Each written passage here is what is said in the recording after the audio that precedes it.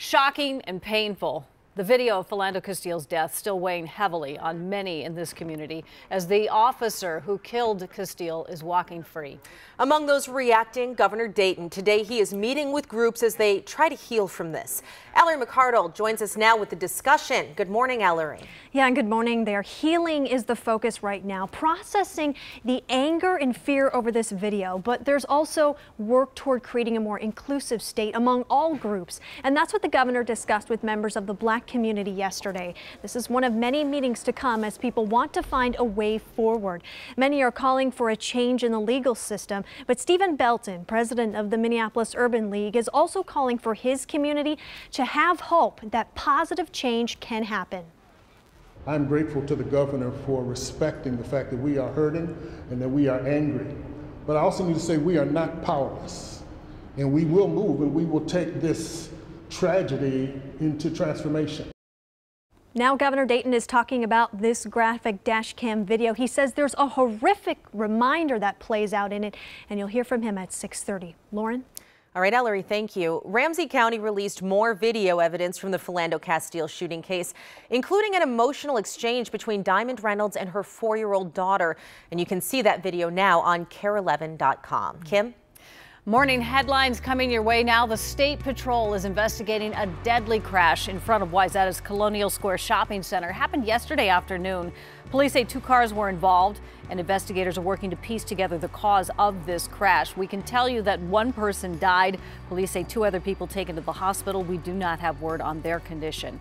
2 MnDOT workers are heroes today after rescuing a pilot whose crop dusting plane crashed into northwestern Minnesota. The plane went down yesterday afternoon in Mahnomen County near the airport. The Mahnomen Pioneer reports the MnDOT workers saw the crash, pulled the pilot from the wreckage.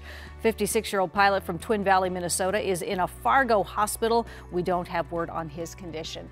St. Paul City Council voted not to allow a downtown property group to close up their Skyway early. Now, the woman who manages that building in the 200 block of East 6th Street cited safety concerns. People have been camping out in the Skyway. She tells the Pioneer Press she'll ignore the ruling, adding, quote, "Take me to Skyway jail. I'll take the fine." City Council is hosting 3 public meetings next week about Skyway improvements.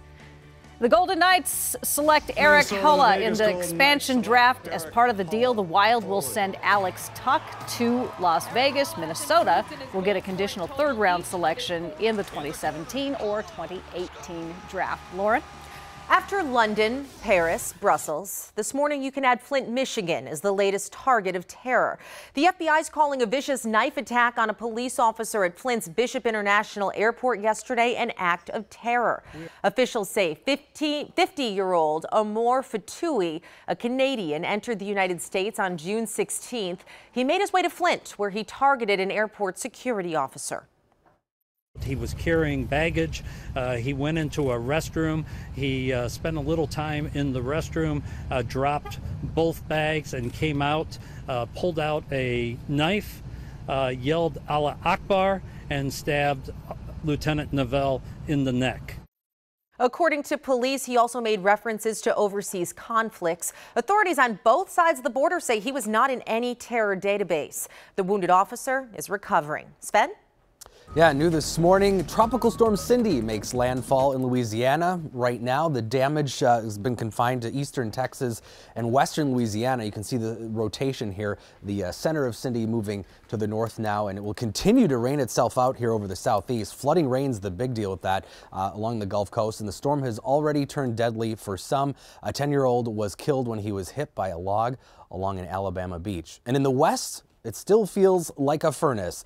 A hike in hot temperatures turned deadly in New Mexico's Carlsbad Caverns National Park. Officials say a father and son were found dead in the park. Family members say they were experienced hikers.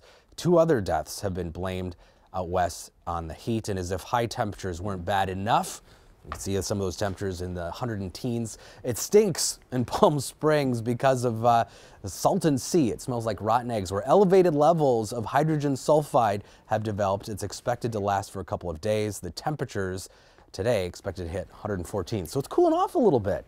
From the, cooling off. Yeah, it was mere 119. 114. Yeah. That is not fun. Thank you, Sven. All right. Well, it's a big day here at KARE 11 because in just a few minutes, we kicked off Operation Summer Lunchbox. It's a food drive that supports Second Harvest Heartland. So we need you, right? It's a Give 11 campaign meant to help the families in our community who struggle every summer to put food on the table. Melissa Colorado, she's out in the KARE 11 parking lot with all the details, how we can all help out. Good morning again, Melissa.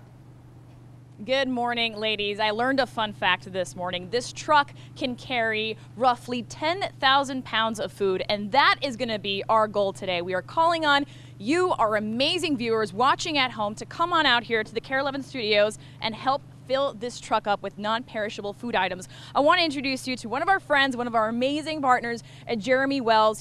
He's with the Minnesota Community Foundation. Good morning, Jeremy. Good morning. How are you? You must be so excited for today. Very excited. It's been a kind of a nice partnership, a long time coming, and we're happy to be a part of it. And you've got some food items there that you stole from your pantry. I do, yeah. As long as people promise not to tell my kids I took their ramen noodles, this should work out just fine. It was easy to grab them this morning on the way out the door. And I think a lot of folks here in the state of Minnesota, they don't realize how big of an issue hunger is here.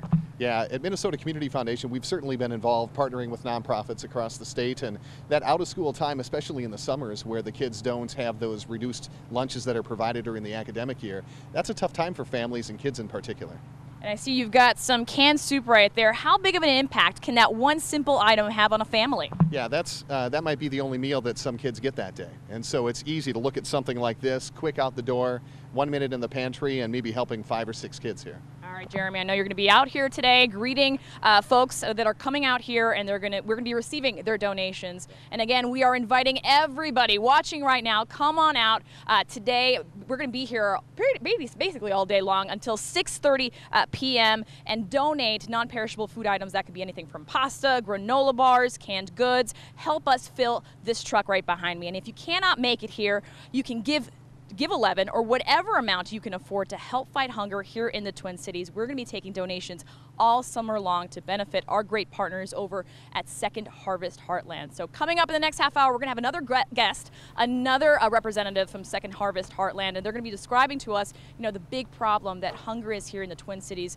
during the season that a lot of people forget, which is the summer, guys. Send it right back to you. Right. All right. Thanks so much, Melissa. Yeah, time to clean out those pantries. We all have some cans of soup or boxes of mac and cheese that have been in there a while, right? We're not using them. I'm trying to figure out why we're in here. People use their food. We're not making anything. Because you're cooking us breakfast. We're not making anything. All hidden behind the shelves there. Yeah. So what are we looking at in the weather today? Here. Some showers maybe moving through. A lot of this falling apart as it moves east, but we'll probably see at least a few showers make their way into the metro. There was one stronger storm a couple of hours ago. That has diminished. So that's the good news there. But kind of hit and miss showers. Cooler with a lot more clouds today. Temperatures are going to be stuck in mostly the 60s and 70s.